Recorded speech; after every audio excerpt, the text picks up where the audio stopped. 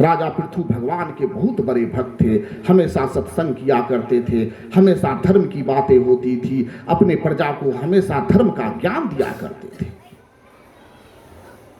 उन्होंने बहुत सारे यज्ञ किए, उनके यज्ञ से साक्षात भगवान यज्ञ पुरुष प्रकट हो गए। भगवान नारायण ने उन्हें साक्षात दर्शन दिया। भगवान नारायण ने उनसे कहा, मैं तुमसे बहुत प्रसन्न हूं, वर मांगो। महाराज पृथु भगवान के बहुत बड़े भक्त थे, इसलिए महाराज पृथु ने कोई सांसारिक कामनाएं नहीं की। उन्होंने भगवान से कहा, हे प्रभु हमें 10,000 कान दे दो, क्योंकि मैं आपकी भक्ति, आपका कथा का श्रवण सुनते सुनते भी यह एक कान से बड़ा कम पड़ जाता है, मेरा मन नहीं भरता है। 10,000 कान हो जाएगा, फिर मन आप में ही लगा रहेगा। हमेशा उतने कानों से आपकी कथा का श्रवण सुनने के बाद संसार से मन हमेशा हमेशा के लिए हट जाएगा। तुलसीदास जी ने रामचरितमानस में भी यही लिखा है। जब भगवान राम वन में जाते समय वाल्मीकि जी के आश्रम में जाते हैं, तो वाल्मीकि जी से पूछते हैं कि हे ऋषि, मैं कहाँ रहूं, आप हमें जगह बताएं। अस जिय जान कहिय सोई ठाऊ, सिय सौमित्र सहित जह जाऊं, तह रचि रुचिर परन तृणशाला, बासु करो कछु काल कृपाला। मैं लक्ष्मण और सीता के सहित एक पर्णकुटी बनाकर रहना चाहता हूं, कौन सा स्थान उपयुक्त है, हे ऋषिवर आप हमें बताएं। वाल्मीकि जी बड़े प्रसन्न हो जाते हैं। मूरति मधुर मनोहर देखी, बड़े प्रसन्न हो जाते हैं, बड़ा सुंदर रूप देखकर भगवान का। भगवान से कहते हैं, पूछे हु मोही की रहो कहाँ, मैं पूछत सकुचाऊं, जह न हो तह देहु कहीं, तुम ही देखाओ ठाओ। हे प्रभु आप हमसे पूछते हो कि मैं कहाँ रहूं, मैं पूछते हुए संकोच करता हूं। प्रभु आप बताओ ऐसा कौन सा जगह है जहां आप नहीं हो। आप तो हर जगह विद्यमान हो। हमारा भागवत गीता भी यही कहता है, सर्वतः पाणिपादम तत् सर्वतो अच्छी शिरो मुखम, सर्वतः श्रुति मल्लोके सर्वम आविर्त तिष्ठति। वह ब्रह्मांड के कोने कोने में मौजूद है, सब जगह हाथ पैर आंख नाक कान के साथ मौजूद है, सबकी बातों को सुनता है। सर्वेंद्रिय गुणाभासम सर्वेंद्रिय विवर्जितम, असक्तम सर्वभृच्चैव निर्गुणम सर्वभोक्तृच। किसी के कोई गुण को नहीं लेता, लेकिन सारे गुण उसी के कारण है। असक्तम, किसी से संग नहीं है उसका, लेकिन सबका भरण पोषण करने वाला भी वही है। ज्योतिषाम अपि तज्ज्योति तमसः परम उच्यते।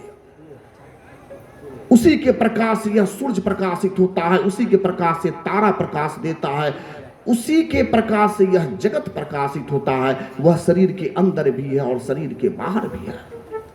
अंतर बहिर अवस्थितम, अंदर बाहर सब वही और वही अवस्थित है। वाल्मीकि मुनि कहते हैं राम जी से, अब आपको मैं घर बताता हूं। सुनहु राम अब कहु निकेता, जहां बसहु सिय लखन समेता। जिनके श्रवण समुद्र समाना, कथा तुम्हारी सुभग सरिनाना। भरहि निरंतर हो ही न पूरे, तिनके ही तुम कहु गृह रूरे। हे प्रभु, जिनका कान समुद्र के समान है, जैसे समुद्र में सैकड़ों नदियां मिलती है, समुद्र का स्तर नहीं बढ़ता है, उसी तरह जिसका कान समुद्र के समान है, आपका कथा कितना भी सुने उसका मन नहीं भरता है, उसी के मन में जाके रह जाओ प्रभु। पृथु महाराज उच्च कोटि के भक्त थे, भगवान का कथा सुनते रहने से भी मन नहीं भरता था, इसलिए उन्होंने भगवान से 10,000 कान मांगा। भगवान प्रसन्न हो गए, बोले निर्वाण के बाद सीधा मेरे परम धाम को पधारो, और यह वरदान देकर भगवान अंतर्धान हो गए।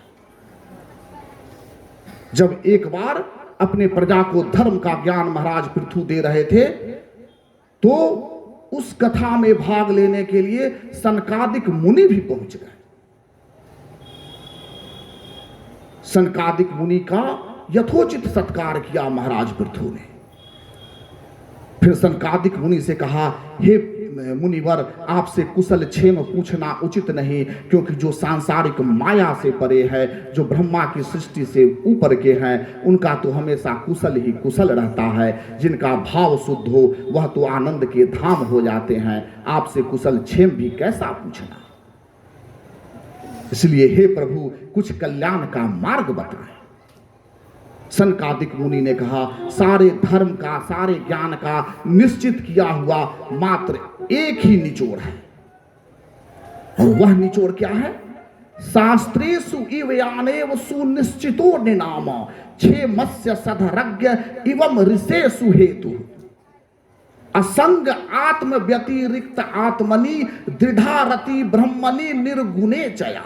शास्त्र, सारे शास्त्रों का, वेदों का, पुराणों का एक ही मत है, और वह निश्चित किया हुआ मत है जो कल्याण को देने वाला है। वह यही है, असंग आत्म व्यतिरिक्त आत्मनि।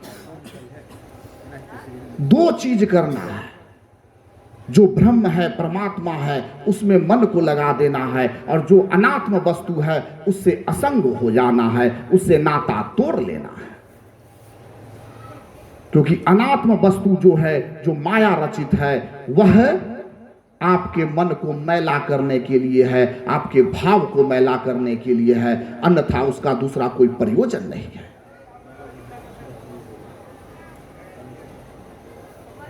पृथु महाराज बड़े प्रसन्न